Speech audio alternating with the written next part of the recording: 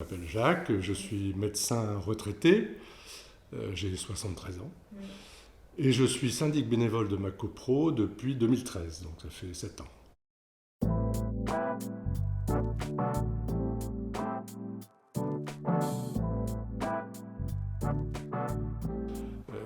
Rien ne me prédisposait à ce rôle, et c'est une fois que j'ai arrêté mon activité médicale que je me suis dit pourquoi pas prendre ça en charge, avec au départ effectivement une demande qui était d'économiser les honoraires de syndic, mais aussi de pallier à l'absence de réactivité du syndic qu'on avait. Je me suis lancé à l'époque à un moment où tous les copropriétaires s'entendaient très bien.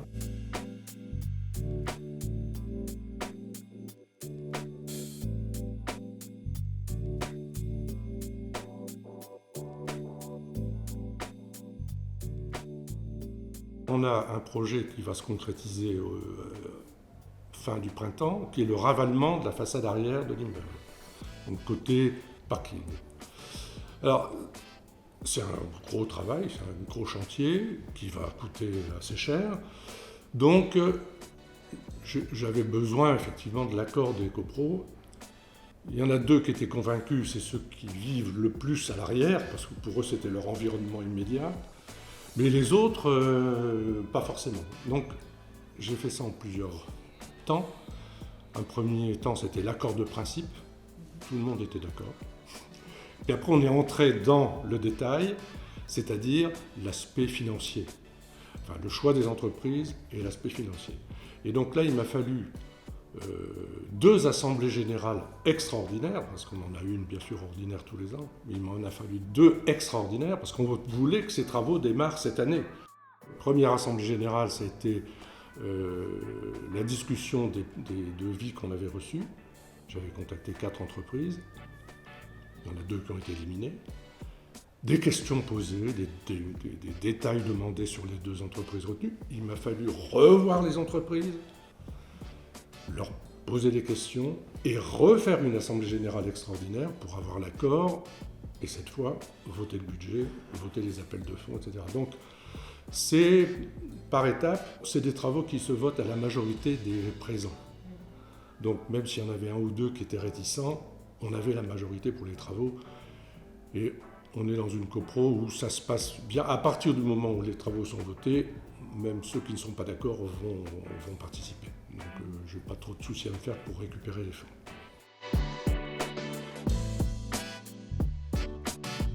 Alors, bon, c'est premièrement repérer ce qu'il faut faire. Ça, c'est vraiment presque le rôle du syndic, qui est tenu théoriquement de faire des visites 1 ou 2 fois par an. Donc il faut repérer, contacter les entreprises, chercher les entreprises. C'est pas si facile que ça, effectivement. Trouver les bonnes entreprises. Donc, il faut chercher des entreprises par le bouche à oreille, par les connaissances des autres copros. Le fait que, effectivement, je participe à d'autres conseils syndicaux dans des copros où il y a des travaux qui se font ou qui vont se faire, donc je note les adresses. Donc, il faut les contacter, les recevoir. Et ça prend du temps, ça. Plus les travaux sont importants, plus le déplacement du commercial va durer. Et en même temps, les rassurer un petit peu, parce qu'ils se disent, voilà, aussi, c'est pas une grosse copro, je vais peut-être pas rentrer dans mon budget, etc. Donc les rassurer sur le fait qu'on va suivre. Revenir vers les copros en disant, voilà, les devis que j'ai, qu'en pensez-vous? Recueillir leur accord, leur assentiment, les questions. Revoir les entreprises, et puis après avoir la décision. Et c'est pas fini. À partir du moment où les travaux vont commencer, il faut recevoir l'entreprise sur place, avec échafaudage, etc. Donc il y a toute une mise en place. Suivre les travaux, ça je l'ai appris en cours de route. Et puis les réceptionner, ce qu'on appelle la réception des travaux officiels, en disant on est d'accord, c'est bien fait, etc. Et si c'est bien fait, je vous paye. Je disais, suivre les travaux, c'est important. On a eu une terrasse à refaire pour un problème d'étanchéité de terrasse, avec un gros dégât des eaux en dessous. Je regrette beaucoup de ne pas avoir bien suivi les travaux. Pourtant, j'étais là et c'était pas compliqué que je surveille. Parce qu'après, on a eu un litige entre l'entreprise et nous. Ils disaient, ben voilà, on a fait ci, on a fait ça, on sait. Et je disais, écoutez, je suis désolé, mais je n'ai jamais vu faire cette chose-là. Vous me dites que vous avez mis des tasseaux là, je ne les ai jamais vus. Si.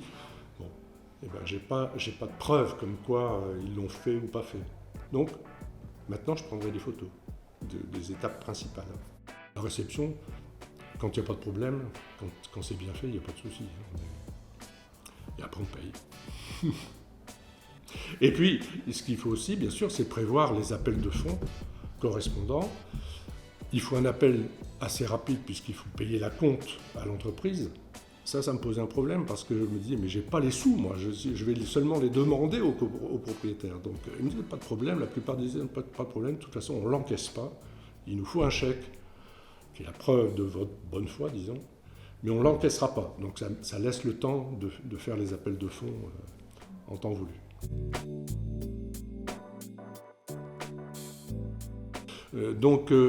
Oui, il y a des entreprises qui ne sont pas intéressées par ces travaux relativement limités, qui voient tout de suite des chantiers plus importants. Mais globalement, on arrive toujours quand même à trouver l'entreprise ici, dans ma ville, hein, il y a quand même pas mal de services, et on arrive à trouver les entreprises qui se déplacent.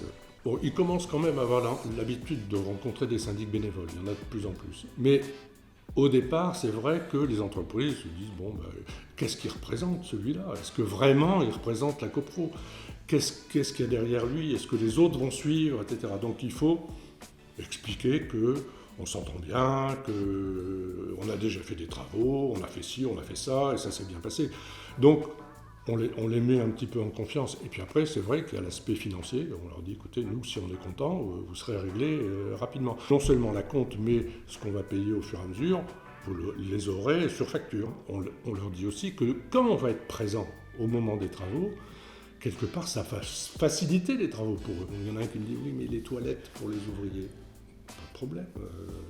On peut assurer ça. Donc, il y a deux petits détails comme ça qui peuvent les mettre en confiance.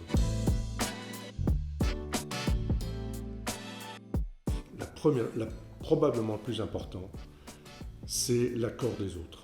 Si on n'a pas un accord global, voilà, ça peut être compliqué. Ça peut être compliqué. Donc la première chose, c'est ça. C'est tâter le terrain et puis argumenter. Et puis après, on rentre dans le concret, c'est-à-dire on fait venir aussi les entreprises et on discute. Et à chaque étape, on fait participer les autres. Je reçois les devis, je les envoie à tout le monde en demandant un retour. Alors on n'a pas forcément le retour tout de suite, quelquefois ça traîne un peu. Mais c'est ça en fait, on envoie, puis après on dit alors, qu'est-ce que tu as regardé, qu'est-ce que tu en penses? Et finalement, à force de demander une fois, deux fois, on a une réponse. Oui, il faut refaire un clap. Avec plaisir. Pour une fois que ça me sert ce truc.